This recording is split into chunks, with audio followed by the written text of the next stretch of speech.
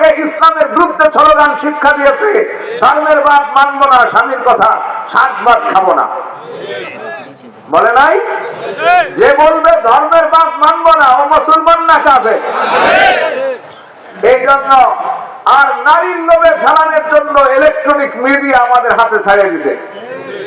যেমন আগের জামানায় কাঠের চুষ্টি ছিল, এখন তো ললিপপ দেখেন না, এই ললিপপ আগে ছিল কাঠের। বাচ্চাদেরকে মায়েরা এই কাঠের ললিপপ হাতে ধরাই দিত, আর এই ললিপপ চুষত, ওর পেটও ভরতো না, মায়ে এই ফাঁকে কাজ করে দিত। ঠিক তেমনি ভাবে বিশ্বের খ্রিস্টান আর ইহুদি জাতি আমাদের হাতে এই মোবাইল ইলেকট্রনিক মিডিয়ার ললিপপ ছেড়ে দিছে, আর এই ফাঁকে আমার মুসলমান মায়ের মেরে শেষ করতেছে। এই জন্য আল্লাহ কি বলেন? ওয়ালা তাহিরু ওয়ালা তাহজানু ওয়ালা তাহিরু ওয়ালা তাহজানু ওয়া আনতুমুল আলাউনা ইন কুনতুম মুমিনিন। হীনমনা হয়ো না, দুশ্চিন্তা করিও না রে ঈমানদার, ঈমানটা ঠিক করো, আমি আল্লাহ তোমাদেরকে বিজয় দিয়ে দিব। বিজয় যার মালিককে। এই পৃথিবীতে কেউ তার শক্তি দিয়ে বিজয় করতে পারে না, ঠিক না ভাই? যে আমেরিকা বলেছিল যে আমি কয়েক দিনের মধ্যে গাজাকে পুরাইয়া ভস্ম করে দিব, আল্লাহ বললেন ওয়ামা তাশাউনা ইল্লা আন ইয়াশা আল্লাহ, তুই যা চাস তাই হবে না, আমি যা চাই তাই হবে। তুই গাজাকে পুড়িয়ে দিবি তা তো হবে না, গাজার কাছে তোর মাথা নত করে জুতার বাড়ি খাইতে হবে, আর তোর আমেরিকায় আমি আগুন লাগাই দেব। এই জন্য আল্লাহ পাক রব্বুল আলামিন যদি আমাদের পক্ষে থাকে, গরুর মুখ খাওয়া পার্টি আমাদের কিছু করতে পারবে না। ওরা গরুর মুখ খায় না, ভারতে দুধের চেয়ে গায়ের মুতির দাম বেশি, গোবর দিয়ে চকলেট বানাই খায়। তো আমি তো বলি তোরা তার মুখ খাইয়া শক্তি অর্জন করবি, আমরা তার গোস্ত খাইয়া শক্তি বানাইছি। হ্যাঁ, অবস্থাটা কি? আর বাংলাদেশের সংখ্যালঘু নির্যাতনের নাম নিয়া দেশের বিরুদ্ধে ষড়যন্ত্র করো, আলু দেব না পেঁয়াজ দেব না, আনলাম না তোর আলু আর পেঁয়াজ খা। এখন 2 টাকা কেজি আলু আর পেঁয়াজ নিয়ে রাস্তায় গড়াগড়ি খায়। আমাদের আল্লাহ পাক রব্বুল আলামিন যদি সাহায্য করেন, আল্লাহ বলেন ইয়ানসুরুকুমুল্লাহু ফালা গালিবা লাকুম, আমি আল্লাহ সাহায্য করলে তোদেরকে কেউ পরাজিত করতে পারবে না। অতএব শত্রুদের দেখা আমার দেশের থেকে লং মার্চ করছে, তারা লং মার্চ করে আগরতলা পর্যন্ত আসছিল, ঠিক না? মনে করছিল না ঠেকাইলি তো বাংলাদেশে যে আমরা মুসলমানকে সোজা করে দিতাম।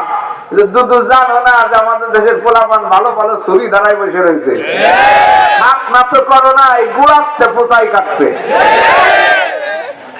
এই জন্য আমাদের দেশের থেকে লং মার্চ করে গেছে আগরতলা পর্যন্ত। ভারতের এক নেতা কয় যে ভ্যান নিয়ে রিক্সা নিয়ে আইছিল আমাকে কলকাতা দখল করার জন্য।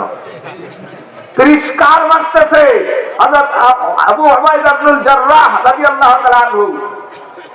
ইয়ারমুকের যুদ্ধে যখন বসা সৈনিকদের সামনে নিয়ে ফজরের পরে হারকেলের বাহিনী 3 জন এসে রাস্তায় দাঁড়ায় 30 কার মারতেছে। এই মুসলমান, তোমরা বলে মরলে শহীদ হয়ে জান্নাতে যাবা, তো আসো কিরা কিরা জান্নাতে যাবা, আমরা আগাই দিতেছি। আবু উবাইদা কয় কিরে, ওরা সংখ্যায় বেশি দেখে আমাদেরকে 30 কার মারে। আরে 2,60,000-এর মোকাবেলায় আমার সৈনিকের মধ্যে আমি একজন চাই যে একজন এদেরকে একটা দাবুল মারতে পারে। একজন দাঁড়াইলো বলে আপনি বসেন, আর একজন দাঁড়াইলো বলে আপনি বসেন। বরাবর 3 জন দাঁড়ানোর পরে 4র্থ জন দাঁড়াইছেন হযরত খালিদ বিন ওয়ালিদ রাদিয়াল্লাহু তাআলা আনহু।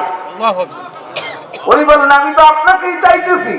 খালিদ বিন ওয়ালিদ বলেন হুজুর নামটা ধরে ডাক দিলেই তো পারতেন। আবু উবাইদা বললেন গতকাল আপনি আমার সেনাপতি ছিলেন, আজকে আপনার নাম ধরিয়া ডাক দিয়া বেয়াদবি মনে হয়। আদব কতখানি। তবে জিজ্ঞেস করেন আচ্ছা আপনি যে বললেন একা 2,60,000-এর মোকাবেলা করবেন, দলিলটা কি? বোঝা গেল যে কোনো কথা বললেই আমরা মানব না, দলিল লাগবে, ঠিক না বেড়ে? অতএব এই বাংলার জমিনে কোন বেঈমান যদি বলে যে নামাজ 3 ওয়াক্ত, দলিল চাইতে পারবেন তো ইনশাআল্লাহ?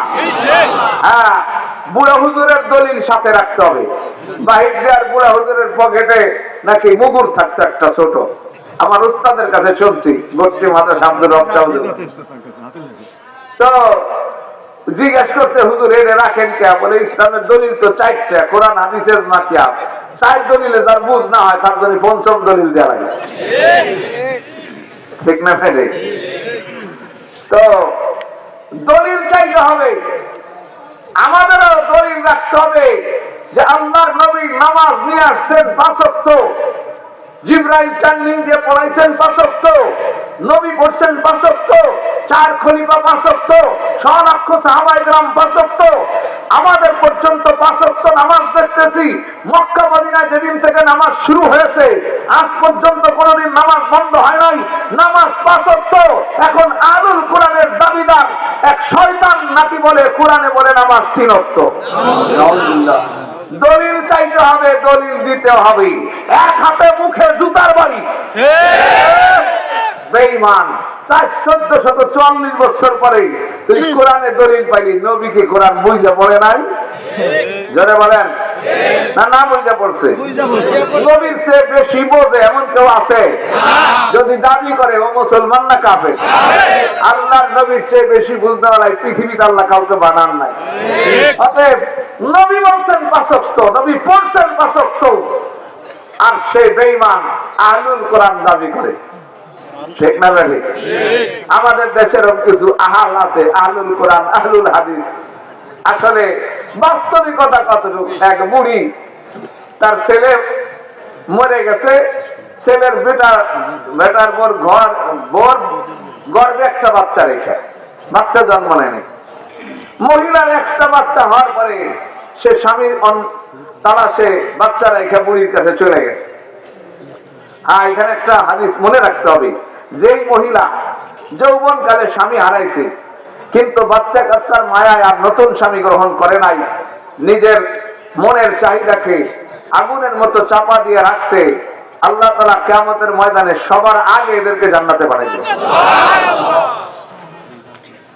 এই মহিলা স্বামী ধরছে, এখন বুড়ি তো নাতিনকে ফেলাই যাইতে পারে না, সুন্দরী বাচ্চা মেয়েটাকে নিয়ে বড় হয়েছে যখন 12 বছর, পাশের এক লুচ্চার নজরটা পড়ছে বুড়ির নাতিনের দিকে, আর বুড়িতে যে পাম দেয়, দাদি আপনার কি রাখাল লাগবে?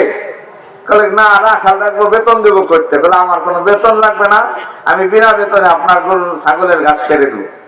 তোমার নাম কি? বলে নাতিন জামাই। নাম কি?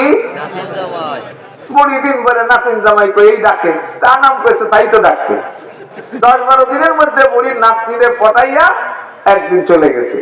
আর বুড়ি মাতবারদের কাছে বিচার দেয়, আমার নাতনি নিয়ে গেছে। কিরা কয় নাতিন জামাই। সবাই দুম যায়, ও বুড়ি তুমি কি বাতাসে বুড়ো হয়েছ? নাতিন জামাই নাতনি নিবে না, নিবি কিরা? আর বুড়ি গালাগালি করে, আরে সর্বনাশ, ও তো নামে নাতিন জামাই, আমি ওর সাথে নাতিন বিয়ে দিছি, ঠিক না বেড়ে? আর নামে আহলুল কোরআন, নামে আহলুল হাদিস। আহলুল হাদিস তো বাহিরদের আকরাম আলী সাহুদ, আহলুল হাদিস মুফতি আব্দুল গফফার সাহুদ, যে হাদিসের সনদ জানে, মতন জানে। তুই পুতাকার আহলে হাদিস, 2 পাতা বাংলা বই পড়া, আলেমদের বিরুদ্ধে কথা বলিস, ইমাম আবু হানিফার ভুল ধরিস, আরে বেটা ইমাম আবু হানিফার নাম উচ্চারণ করার মতো যোগ্যতা তোদের নাই। ইমাম আবু হানিফার সব থেকে যেসব সন্তান জন্ম দিছে সারা বিশ্বের আহলে হাদিস এক কন্যায় দিল, ইমাম আবু হানিফার একটা পুরস্কারের হুডার সমান হবে না। অথচ এই বেঈমানেরা বই লিখেছে, বইয়ের নাম হলো আমি কেন মুসলিম হইলাম। বইয়ের নাম কি? আমি কেন মুসলিম হইলাম। অর্থাৎ সে আগে হানাফি মাযহাবে ছিল, কাফের ছিল, এখন আহলে হাদিস হয়ে মুসলমান হয়েছে। এই লোক আরো লিখতেছে কি, যে এই পৃথিবীতে বিভিন্ন মতবাদ আছে, তার মধ্যে হানাফি নাস্তিকতা মতবাদ। এই বইয়ের মধ্যে রেখেছে যে সাইদ বিন সালাম ইমাম আবু ইউসুফকে জিজ্ঞাসা করলো যে ইমাম আবু হানিফা মারা গেছে, তার জন্য কিছু করবা না? তো ইমাম আবু ইউসুফ নাকি বলছে সে তো বেঈমান হয়ে মারা গেছে, তার জন্য কি করব? যে ইমাম আবু ইউসুফ, যে আবু হানিফা একদিন কঠিন রোদ্রের মধ্যে এক ফলের ছায়ার পাশে বাদ দিয়ে রোদ্রে দাঁড়াই গেছে। একজন বলছে দাঁড়াইছেন কেন? কয় যে বিশ্রাম নেওয়ার জন্য। তো ঘোড়ার থেকে নিচে নামছেন, ওয়ালের ছায়ায় দাঁড়ান। বলো না, এই ওয়ালের মালিক একজন ইহুদি আমার থেকে টাকা ধার নিয়েছে, আর যে টাকা ধার নেয় তার থেকে কোনো উপকার গ্রহণ করা সুদ।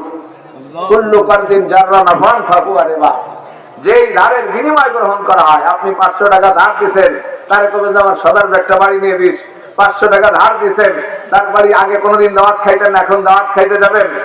এই যে কোনো উপকার গ্রহণ করবেন, এটা সুদ হবে।